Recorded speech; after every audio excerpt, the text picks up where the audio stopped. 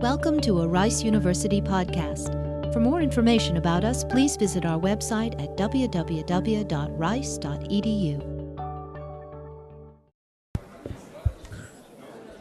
All right, good afternoon, everybody. Here we are at the beginning of reading period, or probably closer to the end of reading period, but I want to welcome all of you to this final colloquium in this year's Scientia lecture series on the theme of biopolitics. My name is Susan McIntosh, and I am the director of Scientia. We've ranged pretty widely this year, and that is certainly our objective when we put together a lecture series. We've looked at a variety of facets of the topic biopolitics from many interdisciplinary perspectives. Now, our last Scientia-sponsored event was a lecture by Spencer Wells of the National Geographic Project of National Geographic, which dealt with the historical story of human migration that can be reconstructed from the DNA samples of people from around the world. Today, we move to a related but different story that is told via DNA and genomic analysis. The nature of human diversity and the various claims that it can or cannot be meaningfully partitioned into coherent groups called races. The 20th century saw a lengthy debate over the legitimacy of race as a biological concept and its proper meaning and definition. In her previous work, our speaker today has looked at those shifting meanings of race and has pointed out the present-day paradox in which Craig Ventnor announces that genomic research has revealed no biological basis for race, while the National Human Genome Research Institute samples groups coded by race in order to map human genetic variation. I teach about race in the Human Diversity Unit in my Intro to Biological Anthropology course, and I found our speaker's work eye-opening. I think you will too, so let me introduce her to you. Jenny Reardon is an assistant professor of sociology at the University of California, Santa Cruz, and an adjunct research professor of women's studies and the Institute of Genome Sciences and Policy at Duke University. She received her PhD in Science and Technology Studies from Cornell in 2002. From fall 1999 to spring 2002, she was a fellow in science, technology, and public policy at the Belfer Center for Science and International Affairs at the Kennedy School of Government at Harvard. She taught in the Division of Biology and Medicine at Brown from 2002 to 2004, and was a fellow at the Institute of Genome Sciences and Policy at Duke from 2004 to 2005. Her book, Race to the Finish, Identity and Governance in an Age of Genomics, was published with Princeton University Press in 2005. Her work has been funded by 3 NSF grants. Her most recent award supports her research on the paradoxes and dilemmas that confront researchers, policymakers, and potential research subjects who seek to address the problems of governance and research design created when human groups are the objects of genomic analysis. She's also engaged in a study of the emergence of genomic medicine, which seeks to clarify the concepts and practices of illness, health, justice, individual, race, population, and environment that both shape and are formed by efforts to translate genomic information into medical practice. In all her research, Reardon seeks to extend our emerging understanding of how science and the social order are constituted together, and explores how such understandings might help us to more adequately address questions of social justice in a techno-scientific age. She's speaking today on the topic, Finding Oprah's Roots, Losing the World, Beyond the Liberal Anti-Racist Genome. Please help me in welcoming Jenny Reardon.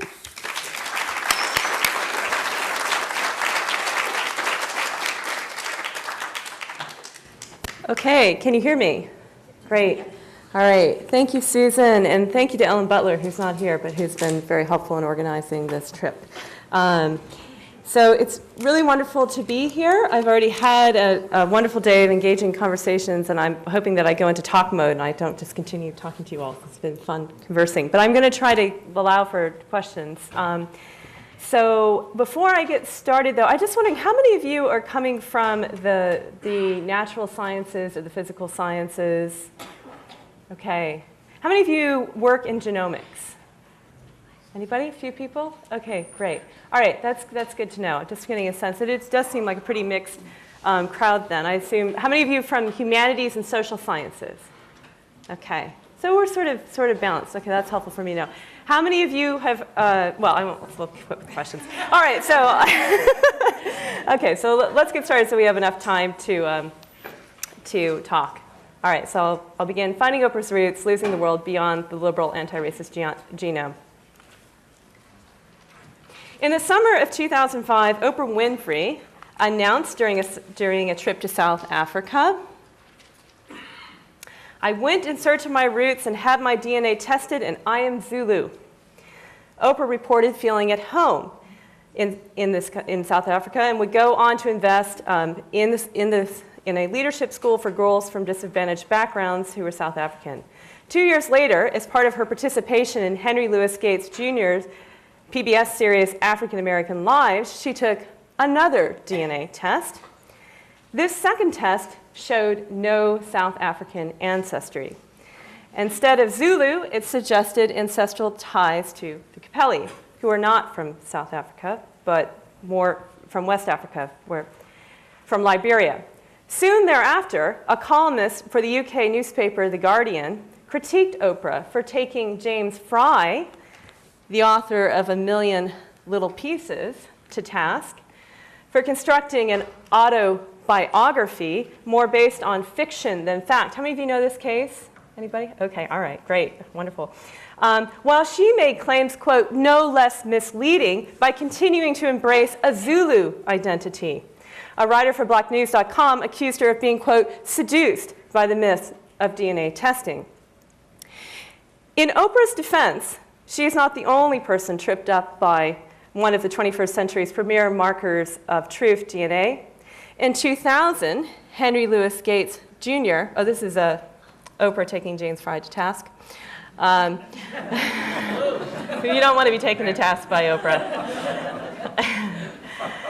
In 2000, Henry Louis Gates Jr., here pictured with the geneticist Rick Kittles, took a genetic test from a company Kittles had started that informed Gates that his maternal ancestry most likely traced back to a Nubian ethnic group in Egypt. In 2005, again like Oprah taking another DNA test, he took a second test that reported no African ancestry in his maternal lines. Now, Gates went on, I don't know how many of you know, recently to start his own company called DNA Ancestry, called African DNA. And he also wrote a book on Oprah's roots. And he ended up interviewing Oprah after she took the second DNA test. So there's many entangled webs there, which I'll go into more detail later. But both Oprah and Gates have experienced this precariousness of genetic truths. Zulu one day, Kittles the next, African one day, European the next. And many other people are joining them as personal genetic testing and ancestry testing becomes much more popular. So what is going on here? Contrary to Gates' suggestion that the first company, the one started by Kittles, was just telling him what he, quote, thought he wanted to hear, that he was African, or the suggestion that Oprah had been seduced by a myth, I argue that Oprah, Gates, and many others who have felt the truth of DNA slip beneath them are merely experiencing normal science. Scientists' abilities to discern objects in the world, such as genetic variants, depend on their relations to complex and shifting economic and political orders. Many of the databases upon which genetic ancestry companies rely are proprietary. This limits the pool of DNA samples to which Oprah's, Gates, and anyone else's DNA can be compared and shapes the results one can receive.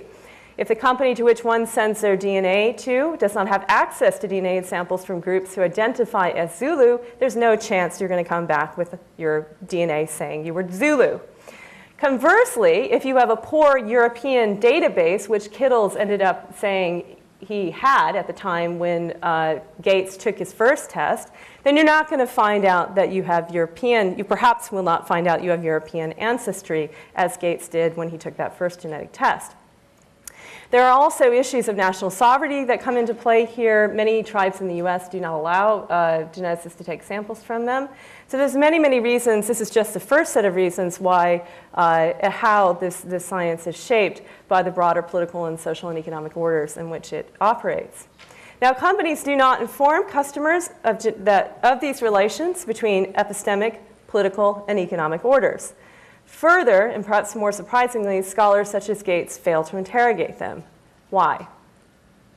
In this talk, I argue that the answer lies in a commitment to a Euro-American liberal approach to anti-racism, which I have roughly sketched out like this, that posits, nice grid, truth and science as the producer of truth as the antidote to ideology. Such an approach assumes that science can and should exist in autonomous space, and this has been a historic commitment that we've had at least since World War II and perhaps before then, a space free of the biases introduced by the concentration of power. And remember, we diagnosed what went wrong with eugenics and Nazi science with science becoming too concentrated in the hands of a few, and science becoming too close to totalitarian powers. Science's autonomy, in turn, will lead to the generation of truth that will free the people from the grips of ideology and expand their stores of autonomy, their ability to act and govern and conduct their own lives. Guided by this approach, a new social contract for genomics formed in the first years of the 21st century. Genomics may occupy an autonomous space, as science has for many decades. With the formation, say, of the National Science Foundation, we don't need to have Congress approve all the research that scientists do, just big-ticket items like the Human Genome Project. But genomics can continue in that tradition and have its autonomous space. However, to occupy this space, it must give back some of the power to the people. So remember, the liberal understanding of the problem of power is not that there's no power, it's that when it gets concentrated too much that it becomes problematic. So to abate this, genome scientists had to give back some of the power to the people. In particular, it must grant people new powers to govern genomic research. What I'm calling this new social contract has generated remarkable changes in the conduct of genomic research since I first started studying it in the mid-1990s. Far from a science run by experts, today institutions that support genomic research, from public agencies like the National Human Genome Research Institute to private companies like 23andMe, I should say. How many of you have heard of 23andMe? Yes, it's a Silicon Valley company just started a couple years ago where you can send in your DNA, and they are arguing that they are democratizing the science through not only can you send in your DNA directly to the scientists and they will study it, but now increasingly through their 23andMe project, you can participate in research, and we can talk more about that later. But anyhow, this is one of the examples in which public and private supporters of genomic research are attempting to quote-unquote democratize genomics. So the days appear to be quickly passing in which scientists argue that science is a special institution best governed by its own norms and values. Instead, many organizers of today's scientific initiatives seek to incorporate the practices and values of liberal governance, participation, inclusion, autonomy into the design of their initiatives, and genomics would appear to be at the lead of these developments. Now, many have celebrated the anti-racist potential of this transformation. Rather than dividing us, they argue that genomic studies of human difference, and I imagine Spencer Wells might have talked to you about this when he came. I would be interested to hear. Because Genographic is one of the places doing this as well with their participation kits. They actively seek to bring us together as we collectively govern and study genomics and learn about our common origins. I, however, want to ask whether these efforts that promise to produce a genomics that includes and promotes the well-being of all people bring us closer to the liberatory anti-racist accounts and lives that we desire. Now, I want to clarify from the start that the promotion of liberal values and practices have in the past, and I think will continue today, to serve an important role as an antidote to dangerous concentrations of scientific powers. And I think the AIDS activists are a really good example of this, where activists fought to have inclusion at the tables where clinical trials were designed, and I think that that's clearly a development that had many positive implications. It also is beginning to have some of the troubles that I'll describe today.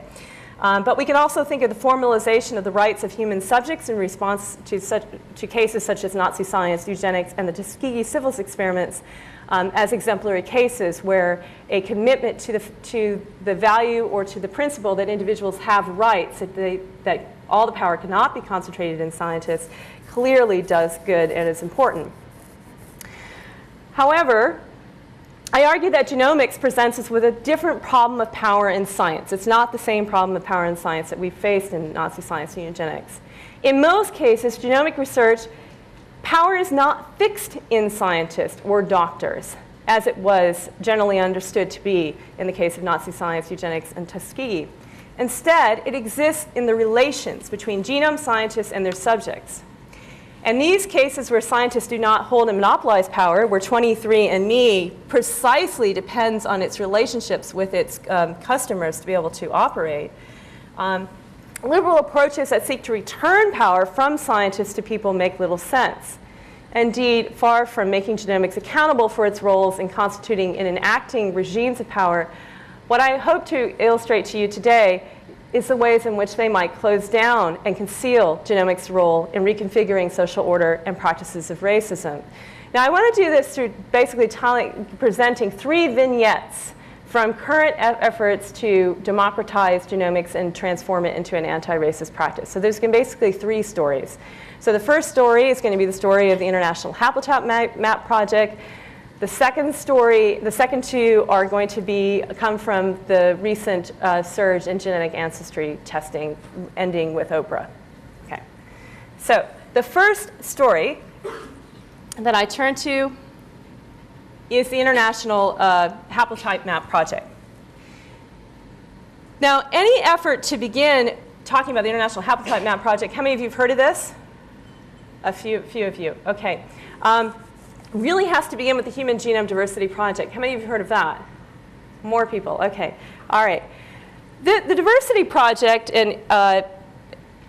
is known partly because it was so controversial. This was the effort that scientists made when the Human Genome Project was first proposed to say, we do not want our science destroyed by big science.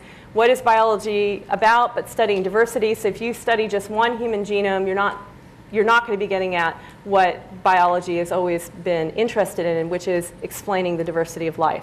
So they proposed something called the Human Genome Diversity Project, which I will not go into why this was, but only say that their effort, how they were going to do this, is through sampling indigenous populations from around the world.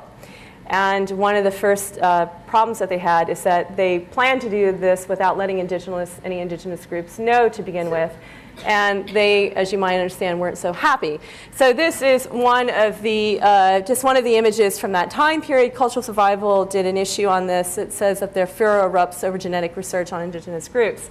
Hundreds of declarations were drafted by indigenous groups condemning the project, calling it the Vampire Project, a project more interested in sucking the blood of indigenous peoples than in their well-being.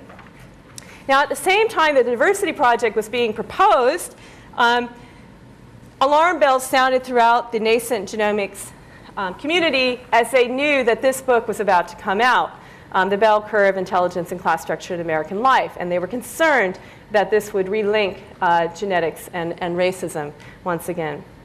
Human geneticists had done much work since World War II to distance the study of human genes from eugenics and Nazi science, including inventing a new name for their field, genomics.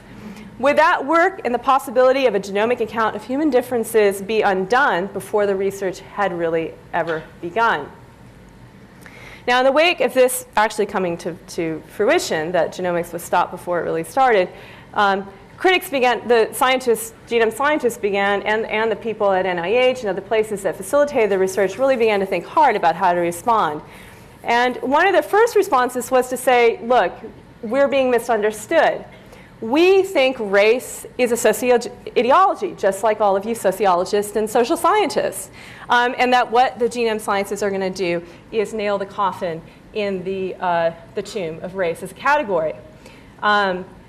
Now, and they said, there were articles like this. I don't know how many of you would remember. There was a whole slew of articles coming out that says, does race really exist? Well, biology and genetics tells you, no, not really. Now, yet despite all of these claims, it would soon become clear that genome and biomedical researchers had no intention of abandoning racial categories. Instead, some prominent geneticists and epidemiologists began to argue that the view that race was biologically meaningless did not derive from an objective scientific perspective.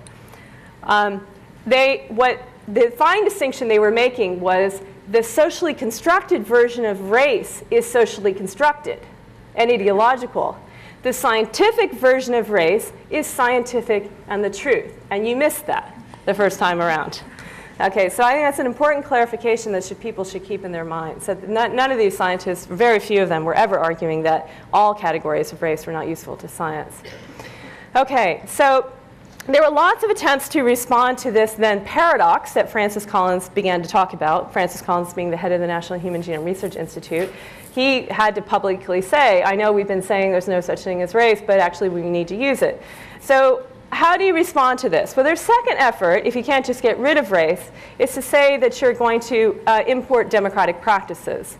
So in one of the most striking examples of an effort to open up the hallowed doors of science to new entrants, since AIDS activists gained it in the 1980s, organizers of the National Human Genome Research Institute initiated an effort to survey and map human genetic variation, their version of the effort to study human genetic variation that followed the Diversity Project, what they called the International Haplotype Map Project, appropriately obscure name that they hoped would not catch attention. Well, that's just my interpretation. But promised potential research subjects key roles in the design and regulation of the HapMap.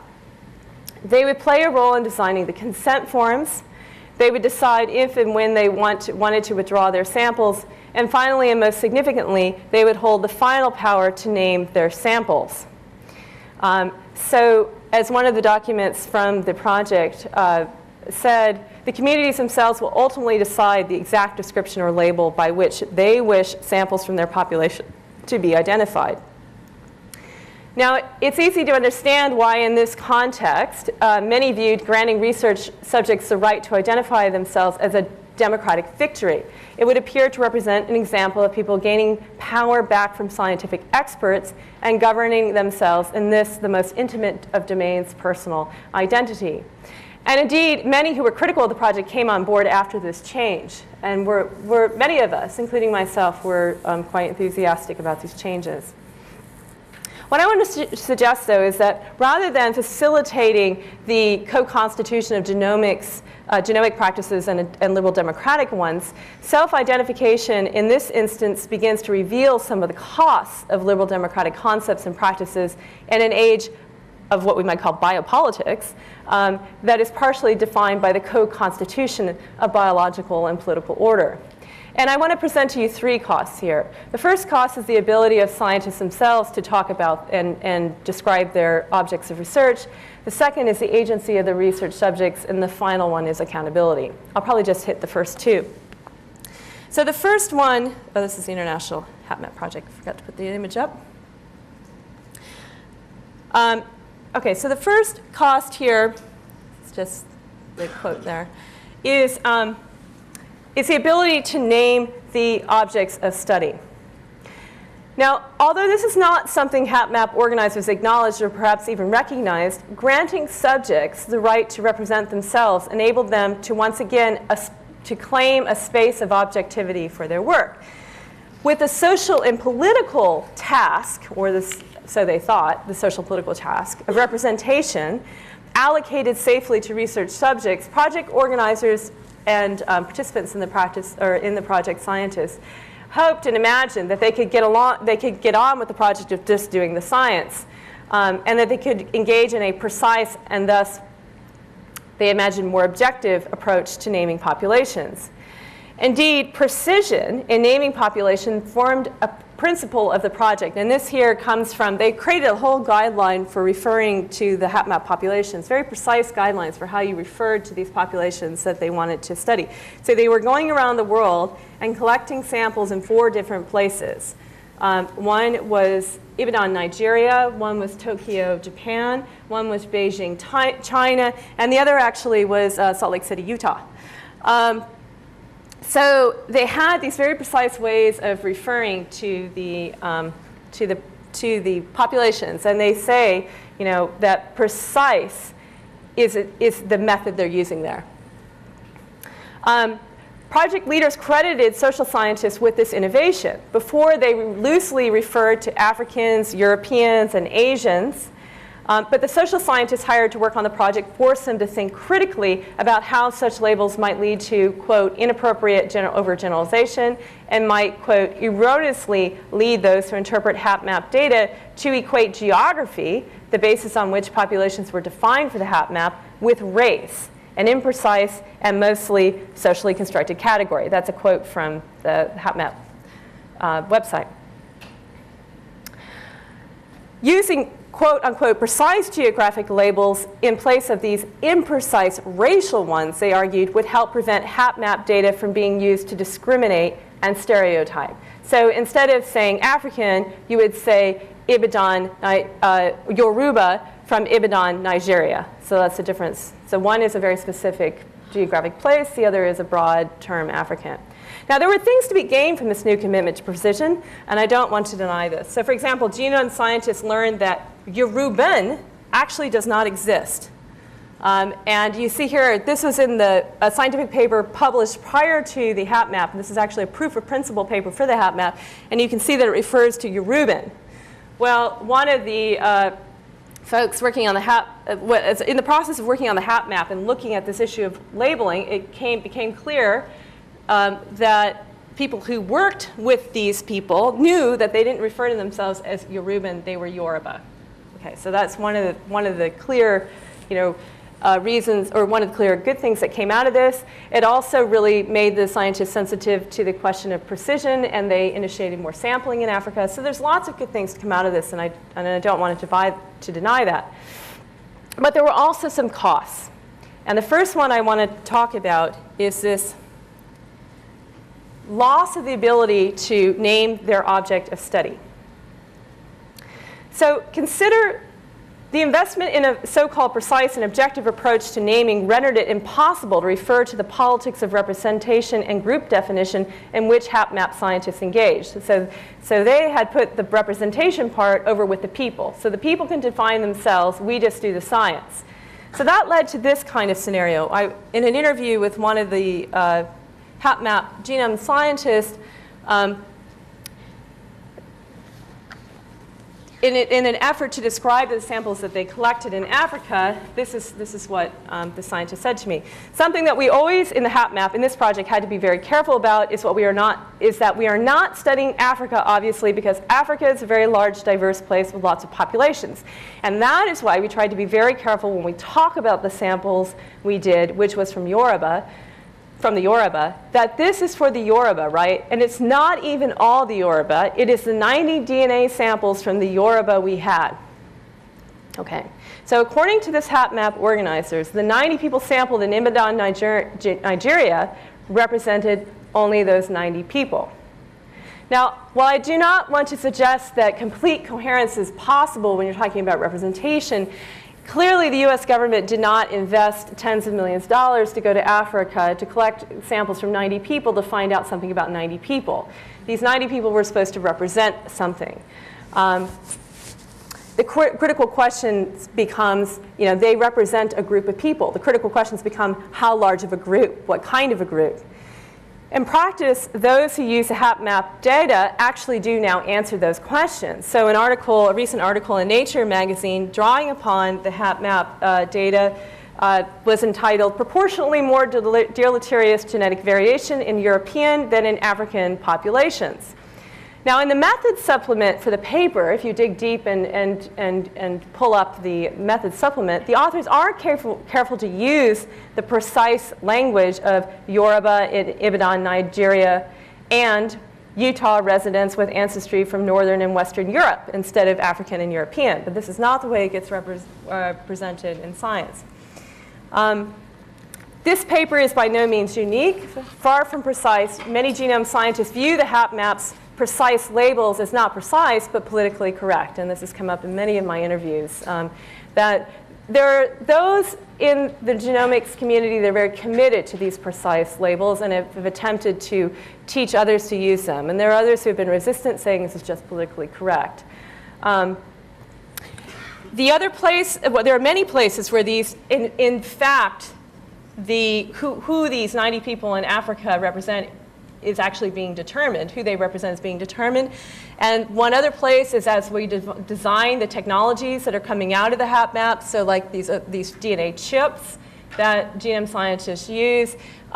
So these chips have, say, 500,000 genetic variants on them. You use them to do medical research. And without going into the details, I just want to point out that this one here says that it works for Caucasian and Asian populations. It does not work for African populations. And I can talk about some of the details they provide for why. But my point here is merely that these technologies that are based off the HapMap samples and the data being used here is from the HapMap samples are being said to be useful for large races like Caucasians and Asians and not Africans.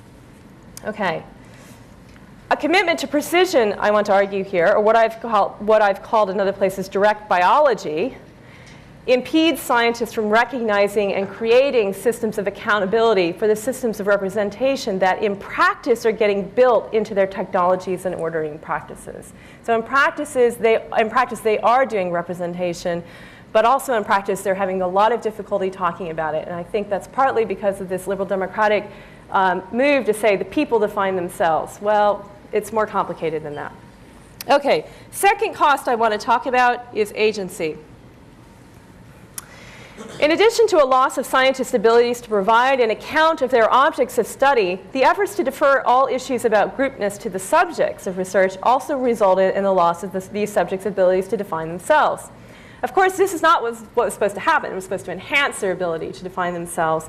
But in practice, a different reality emerged. So they did these things which they called community engagements with all the populations that they sampled for the International HapMap project. And they got the community together and got them to discuss what they wanted their name to be. And there's lots of issues involved here about who the community is, et cetera, which I won't go into. I just want to talk about what happened when the community gathered into a room and talked about it. In one case,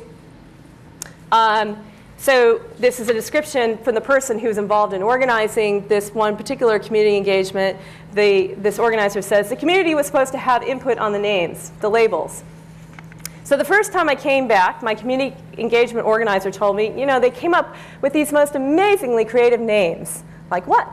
Traditionally red, which was red for blood, red for wine, and red for left front wing.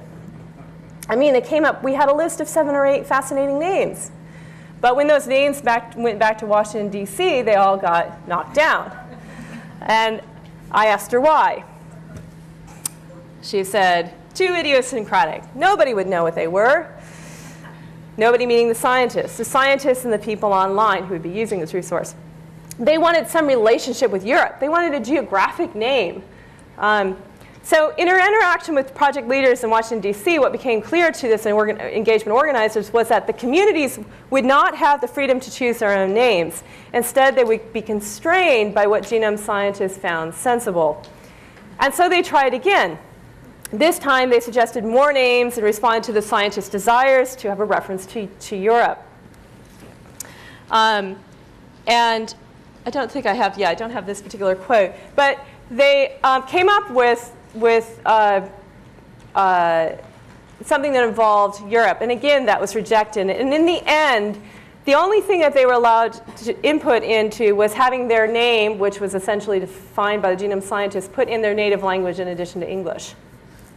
So most HapMap leaders failed to recognize the relational aspect of recognition that was going on here, and persisted in their belief that true recognition would come from existing in an autonomous space. So people would be truly recognized if you gave them their own autonomous space over here where they could decide who they were and define themselves. That's not the way it happens. Such a space does not exist. So these folks found out. Their views and beliefs would receive no recognition by the HapMap except from within a framework partially defined by the genome scientist regimes of truth. HapMap identified communities were not simply free to decide their names, but ironically, they would be more free if the conditions existed within which to understand their constraints. And that's part of what I want to argue here, is that we have to have a place where we recognize the constraints. We can't just talk about freedom. There is no freedom without constraint, I like to tell my undergrads. OK, so the final cost, which I won't go into much detail here, is accountability. Because the final thing that the HapMap did that organizers did I want to tell you about was to create community advisory groups. And these groups were supposed to be representatives of the people who could decide what happened to the DNA samples once they were collected. Now, the question became, well, did it make any sense for folks in Ibadan, Nigeria, who had been formed in this community advisory group, to essentially represent what's done with samples that are being used to say something about Africa? So that has been raised as a representational issue and as an issue of the legitimacy of this governance system that they've put together. Is it legitimate governance? Is this legitimate system of representation to give a few people in Ibadan, Nigeria, the right to decide what happens to samples that in effect are being used to say things about Africa? So that is creating questions about the legitimacy of the governance of the science, at the same time that the legitimacy of the science is being questioned when you have articles like this appearing. Because it's not just me that's raising this critique about making claims about African and Europeans. So in short, instead of a progressive anti-racist approach to knowing and governing humans, I argue that through failing to recognize the co-constitution of subjects and regimes of truth, the HapMap returns us to an all-too-familiar pattern in which liberalism's practices of freedom, in this case self-determination, participate in an unacknowledged constructions of race. Okay, so that's the first vignette. Now, the second vignettes come from cases that have arisen, as in the last 2 years, a liberal anti-racist practice has become not just a project of national governments. Let me just clip back through here. But of major media corporations, such as National Geographic, which you heard about last time, and genetic ancestry companies, such as Gates's African DNA. In all of these cases, DNA is figured as that which offers people, all people, the chance to recover ancestors. Ties to these ancestors often have been lost through painful and violent events, most notably the Middle Passage and the slave trade. Genetic ancestry tests promise traces, if only molecular traces, to lost family members and homelands. They also provide information useful for defining the self in an increasing number of contemporary contexts where essential knowledge and resources, including medical resources, come only after sorting yourself into racial and ethnic categories. In such cases, far from an oppressive stripping of the ability to define oneself, promoters of genetic ancestry tests claim that knowledge about their genomes will promote the ability of subjects to understand and define themselves, their history, their ancestors, in a manner that will empower them. So Gates's project really is following on from the Alex Haley's Roots project. So saying the loss of the history of African Americans was part of the racist effects of the Middle Passage that can be addressed through recovering their history in the living present of the DNA. Genomics is, I would argue, though, is certainly placing these powers of representation in the hands of the people, but we have to ask ourselves, is this the people that anyone ever intended? In April 2006, and this is my second vignette, the New York Times reporter Amy Harmon reported on two adopted twins, Anthony and Matthew Moldawer, who had always thought of themselves, this is quote, always thought of themselves as white. Then, at the encouragement of their father, a business executive in Silver Spring, Maryland, one of the twins took a genetic ancestry test. The test reported back that Anthony and Matthew were 11% North African and 9% Native American. These results, Mr. Moldawer observed, came too late to be helpful for college admissions, but might prove helpful for obtaining financial aid. Being the father of 3 college-age children, he explained, we will take any, quote, any advantage we can take, we will. Now, this case would appear to be a blatant example of abuse of affirmative action policies. The question I want to ask is, how can we respond? How should institutions, say like this one, allocate resources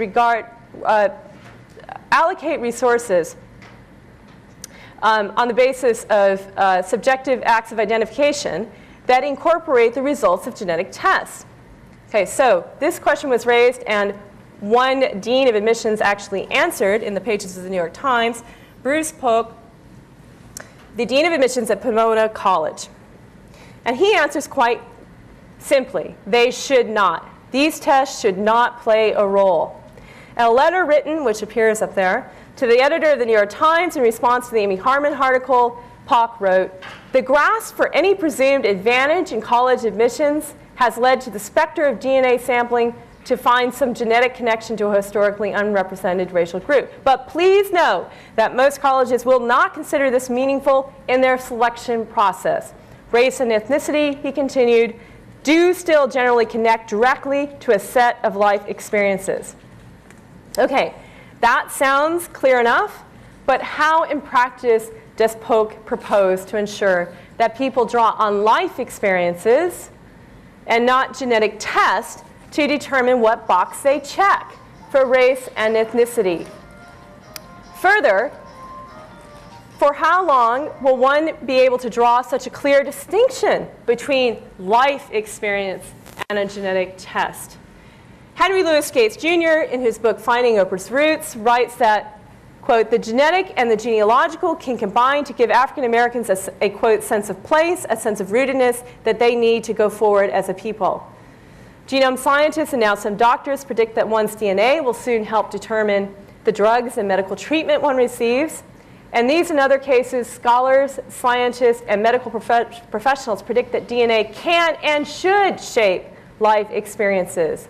Consequently, it is not unreasonable to think that in the not too distant future, DNA tests will shape self-understandings of the self.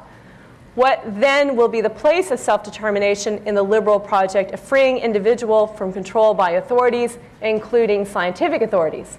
So if one of the whole reasons for self-determination was to free people partially from the grip of authorities in defining themselves, and a major group they had in mind were scientists, then what happens in an age where we're promoting scientific techniques and methods as a way of defining the self? How do we deal with that? And that is one of the dilemmas that I'm really, in this work, I'm really trying to pull forward. Or what are the dilemmas that we face as we try to just simply employ liberal democratic thinking to genomics? And this is one of the dilemmas, and I would love to hear what you have to say about this.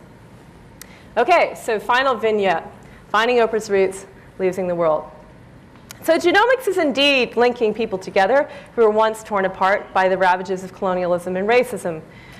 However, as the case of the International Haplotype Map Initiative and genetic ancestry tests demonstrate, in so doing, genomics does not reveal authentic, lost parts of the self, as liberals such as Gates suggest, so much as it is making up new kinds of cells. These cells form not on their own, but in intimate relations with geneticists. Although individuals such as Oprah may expect these geneticists will reveal the truth upon which they can build lives that counteract the effects of racism, in practice they find themselves disaggregated into, quote, a million little pieces, the number of genetic variants that now fit onto one DNA chip, and also the name of James Fry's book.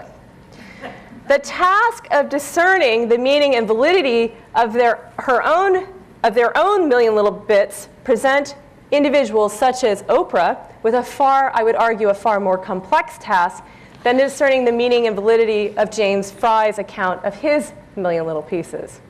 And I want to conclude with a brief comparison between the controversy of James Fry's memoir and the controversy over Oprah's DNA, as I think the similarities and differences usefully highlight the dilemmas that I'm trying to bring to the fore today.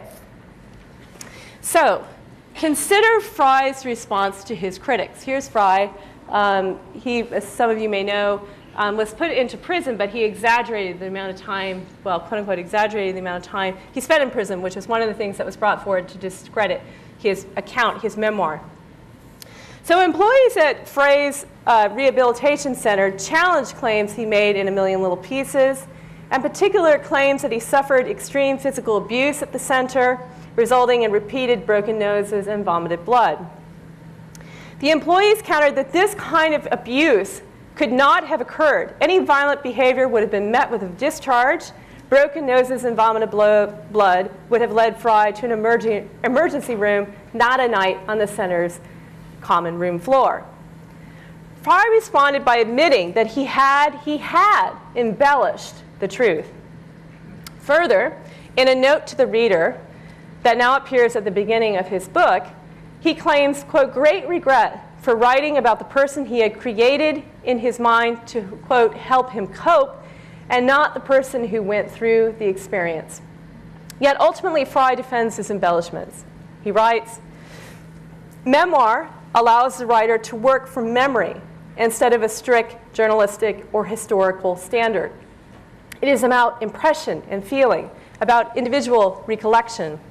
The memoir is a combination of facts about my life and certain embellishments.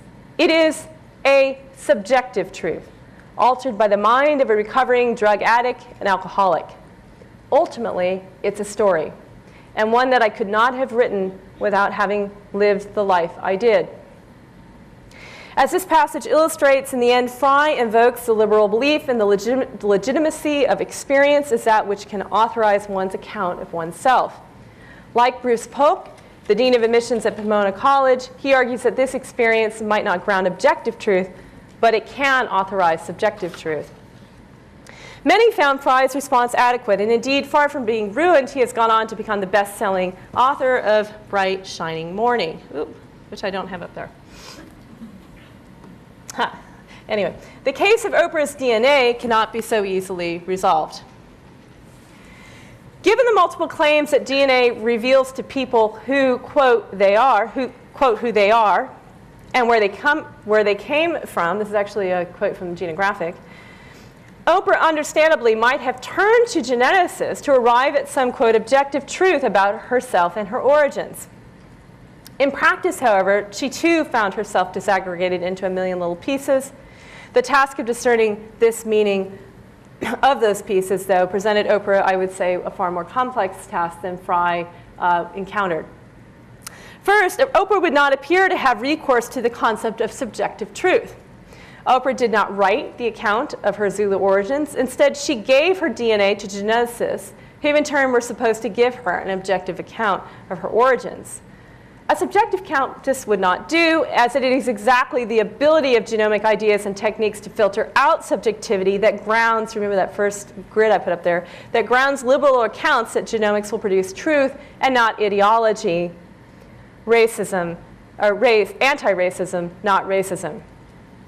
As the previous cases explored today demonstrate, this liberal account of genomics inhibits accounting for the material and symbolic condition that shape genomic explorations of human origins and identity, the economic and political conditions that shape what genetic samples are available for study, e.g., for example, genetic samples available from people in Ibadan, Nigeria, but not, for example, in many other parts of Africa.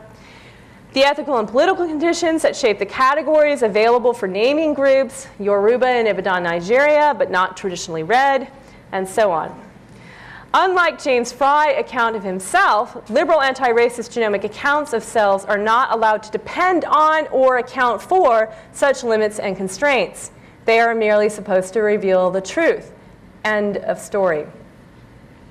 This creates a crisis of credibility for Oprah that cannot be resolved, as it could be for Frey, through appealing to liberal discourses about the authenticity of life experience. Oprah's claim to be Zulu derives not from her life experience, the domain of subjective truth, but from genomic data, supposedly the domain of objective truth.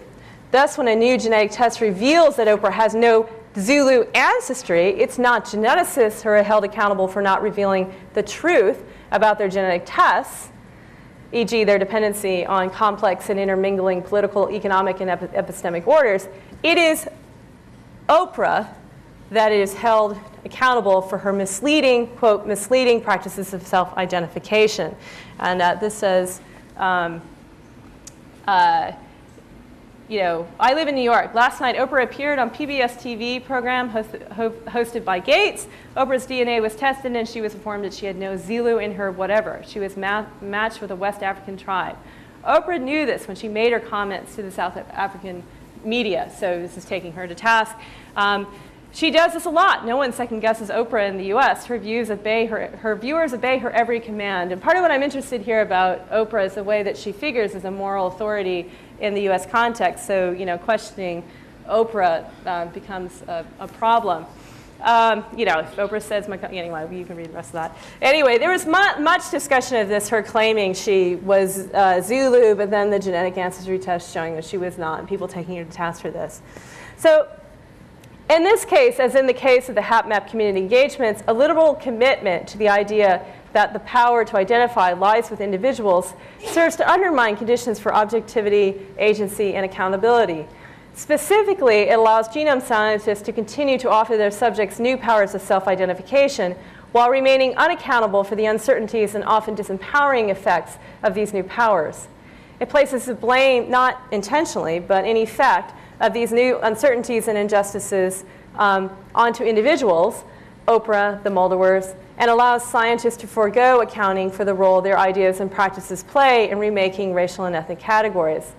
As the HapMap case demonstrates, geneticists' lack of account for their own ordering practices can in turn undermine their ability to talk with precision about their own objects of study.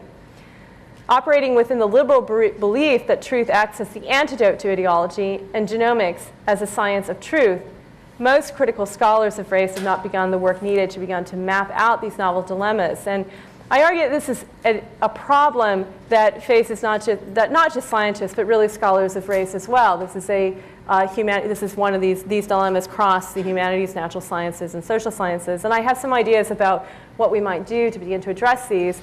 But I would also be curious in your input on the dilemmas and the vignettes that I've presented. So I'll end here and open for questions. Thanks.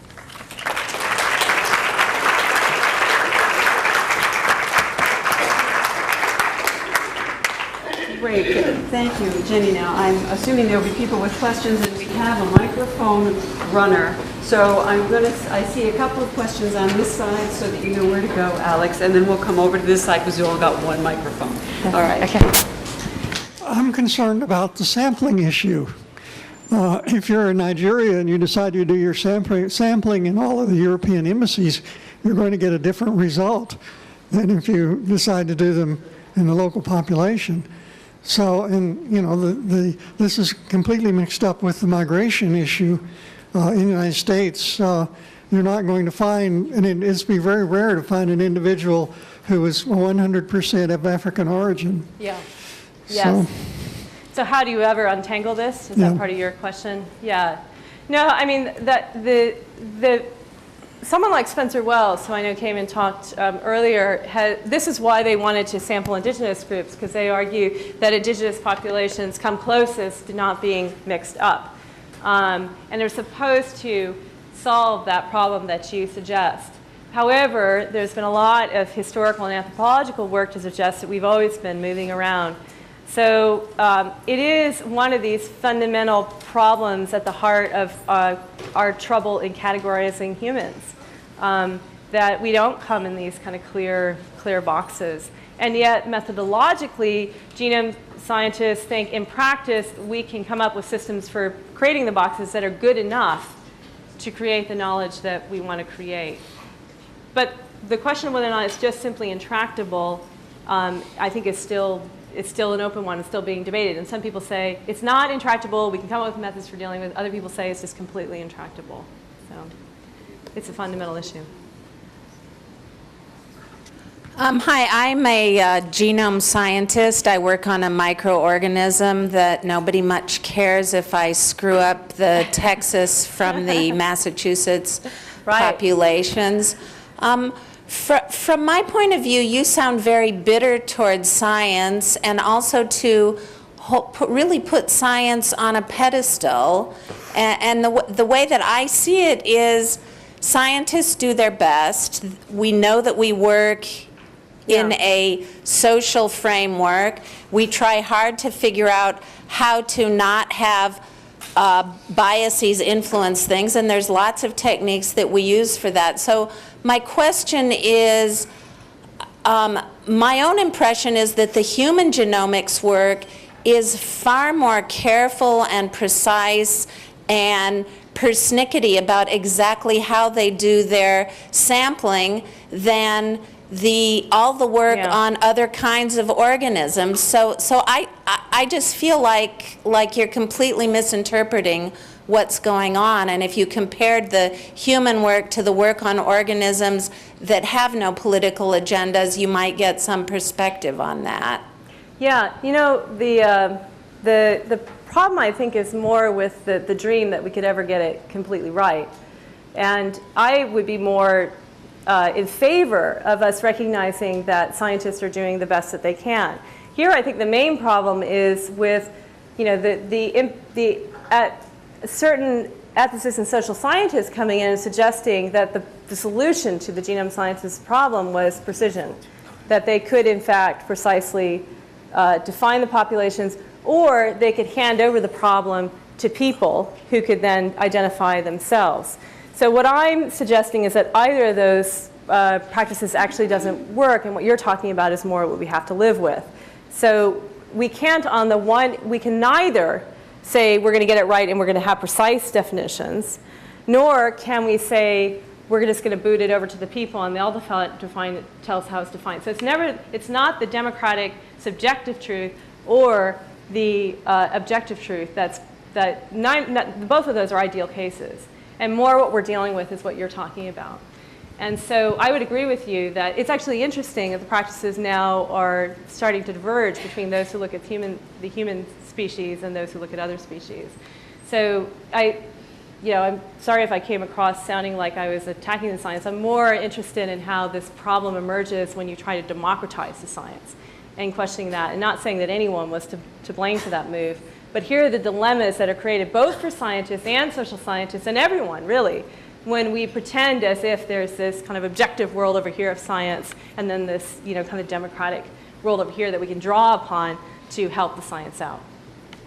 So. Hello.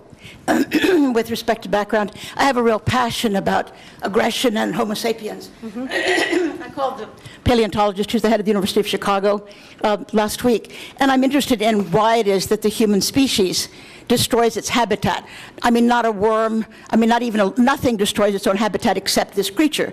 So my position is that it's a wrong turn, that when the move occurred from quadrupedalism to brachiation to bipedalism. I mean, as a physician, I know that the uterus is no longer supported in the way that it should. The loss of estrus is very important. Homo sapiens don't have satiety. There's no satiety on any level. And this creates enormous bizarre aggression. With respect to the lecture today, my difficulty is that I did spend some time at Harvard, and I couldn't have less respect for intellectual institutions.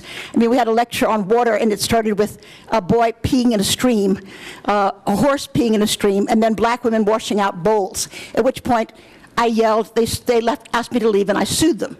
So I don't have respect for these institutions at all.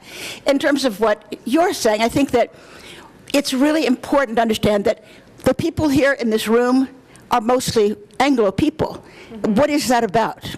I mean, there's one person to my left who's African American, but it is really offensive to me. My son-in-law is African American. My daughter's a doctor and a lawyer, Harvard Law School. And it's offensive to me that Anglo people can joke about something like admission. My daughter went to Andover. She was the only white kid. All the other kids on scholarship were black. So there really needs to be a level of sensitivity about the fact that African Americans are most of the people in prison, most of the people executed. I mean, other people can come to Galveston, cut off a person's head, get on a plane and go back to New York. So that's really troubling to me. And I think the woman that addressed the issue of how scientists are, I mean, I'm now an old person who's built clinics all over the world, and I think the notion that science is sort of some perfect entity is simply naive. At any rate, thank you for your time. I would like to say that there are animals that destroy their own habitats. And also I have a number of my students here, and I would like... No, their own habitats, the ones they can get to. I think one of our characteristics is we can get to a lot more. I have a lot of my students in here. Anybody who's one of my students who's not an Anglo, I'd like you to stand up. Yeah, well, okay. I'm very proud of my students, and I'm glad that they're here to hear this. I would like to say, yes, thank you for coming. I would like to say that I thought that the admissions counselor was a real idiot to expect that any parent wouldn't do anything he or she possibly could to advantage his kids. And I'd also think he's an idiot if he didn't think most people who've tried to get their kids into college have any real feel that the process is transparent or easy to understand. I've done it with two of mine, and I'd have used anything I had. The thing that I really wanted to say was that when we look at this genetic thing, we're in an early stage. We're early adopters, and we're just beginning to gather information. I am hoping that as we gather more and the patterns we get some, we'll either see that there are patterns or that the patterns are not there. The other thing that I wish to say is that there's a book called Tell Me a Story. And it is a book not about literature, it's a book about computer intelligence. When someone tried to design a computer that was intelligent, they found that they needed to put narrative into it. So what I think the problem you're seeing is a collision between the hardwired human desperate need for a personal story colliding with the very limited data we have to give them that story. Yes. And I think that if we recognize that what the genome scientists are doing, are participating in creating stories, we would be better off. So if James Fry and Oprah could be in the same position, we might actually have a better ability to understand what's going on with genomics. But to say that genomics is not story creating and that James Fry was writing a story, that's, I think, somewhere we get into trouble, is that bifurcation. Oh, I think it is a story. They wouldn't get the money they get for it if they weren't getting it. Yeah, and we had a really interesting discussion at my school amongst some of the genome scientists there about what happens in the discussion part of a science article, where you can go much more into interpretation, where people are actually willing to come to put out these stories. And the kind of ethos around that, because apparently, and I actually came out of molecular biology before I went into this. In the discussion section, you're allowed to not hinge everything back to the data as much. You're allowed to interpret more. And we had a really intense discussion over what the ethics of that discussion section should be. And I think having more of those types of conversations would be helpful. And I think this discussion across the sciences and humanities and social sciences is really what we need to need more of. And so, anyway, good point. Hi, Dr. Reardon. Thank you again for coming. I really appreciate it. I actually went to a lecture Dr. Kittles was at, and he was talking about how a lot of medical research and just different pharmacy studies, often they kick out African Americans because they claim that African American genetics is too messy. Yeah. So I was wondering, or depending on which one you're more comfortable with, how can we as scientists, scholars, medical practitioners argue that it's important to include everyone, even though it's messy, and addressing that health disparity issue? And then not only that, how do we frame our cultural lens so we feel like we are able to address individuals like across the border? Because I know Africa is the fountain of genetic variation. So how can we ensure that we don't limit their possibilities within medical research? Thank you. That's a wonderful question. That's the real million-dollar question too. Like, how do we do that? And what I'm trying to suggest here, that some of the problems we've suggested have come when we thought, well, we can clean this problem up. We can get the objective way of defining a population. And if we get a messy population, then we just won't put like Hispanics fall into this category as well. It can be very hard to get funding to do research on Hispanics because they're considered a messy population. So my approach would be embrace the mess. So we need to. Africans or Europeans, and then we had someone in his lab that was fully Anglo, but he had African ancestry. A lot of it. So. Yeah. So I think in a lot of ways, you know, like what my approach could be summed up in embrace the mess and come up with conceptual ways of thinking and practices that are better at, because at some level you have to start standardizing, right? You can't just like have a, you know, messy approach. You have to find a way for scientists to work together that standardizes that. And the real challenge, I think, is how do you standardize approaches to the mess? We've been trying this method of sorting people out into Africans, Europeans, and Asians for a long, long time now, and clearly there's need for a new type paradigm. But it's not going to happen through, I mean, what I'm pointing out here too is that it doesn't happen simply through, you know, bringing in people and allowing themselves to participate in the research. Just adding democracy onto science doesn't work. There has to be a much more thoroughgoing integration, you know, where it isn't just, you know, you add to. It's you have to think through the dilemmas, some of which I've presented today, and we've got to come up with answers to these dilemmas, both for the scientific practice and for liberal democratic thinking. We need to actually think together, and we're not going to do that by having, you know, separated out genome scientists from social sciences from humanities. The only way that's going to come about is through thinking together. And so I think we need, you know, people to be trained at these interfaces, to start puzzling these things out, and then doing the best you can do, you know, coming up with the best, you know, not the perfect answer, but at least the answer that recognizes the complexity and the mess.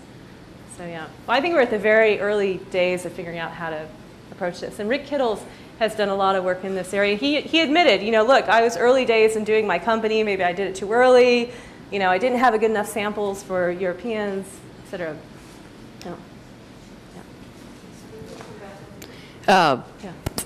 Yes, I just wanted to say thank you for coming out here. Thanks. I'm reading a really interesting book right now. It's Amusing Ourselves to Death by Neil Postman. It's all about epistemology, searching for our origins, ourselves, if you will. I mean, we have been looking for ourselves for 2,000 years. I mean, for a hawk, there is no question of who you are. You're a hunter of the sky. For a bear, there's no question of who you are. But I mean, we are a baby species. I mean, this current form of society, the America that we are, this technology has been around for no more than 200 years. When you're still in diapers, you're bound to wet yourself. So, the book I'm reading, its message is that the form excludes the content. When you have a certain form of media, certain messages are excluded. You can't talk in a certain way. You can't. Let me rephrase that. The form excludes the content. Certain ideas cannot be expressed, just as typography arose the print. You could not. The Iliad much was taken away from it because song and dance did not exist when you're reading a book. I mean, you have to imagine it. I mean, certainly there's much taken away from that. So, I mean, I think it applies to genetics and racism. I mean, if you had this certain form of culture, this certain form of media, racism is a problem with that. I mean, you have to find a way to express yourself so that that the problem of racism doesn't arise. I mean, there has to be something in place to prevent that, something to help you avoid that. I mean, so I mean. The censor system. Pardon? The censor system. Censorship. Something like that. Not censorship. I mean, because we know that doesn't work. But I mean, what can we do? I mean, that's one of the questions we have to we deal with. What can we do? Yeah, right. What can we do? I mean, and as science as an institution was supposed to be that form.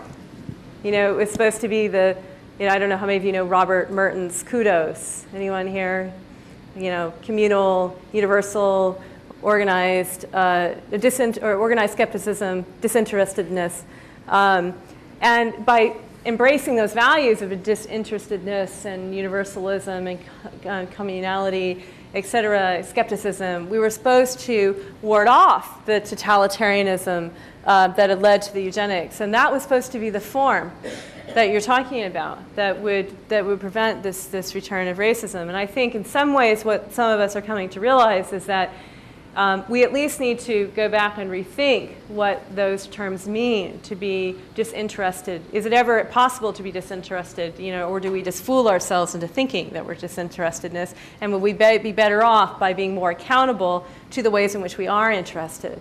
And what would be the practices of science and liberal democratic politics that would enable that kind of recognition and accountability to happen? And I think those are the really hard questions about what are the forms that this takes? What can we do? So I think it's a good question for which I can only begin to offer an answer. Just one more question. So with the color spectrum, you have Roy G. Biv. We all know this. And now humans have labeled the color spectrum with the colors red, orange, yellow, etc. But in between that, you have increments of wavelengths, and they're all equal. Science, nature does not recognize red. There's just wavelengths. And in that same way, like I don't understand how you can say someone is 80% this, 20% this. I mean, because everything is its own increment.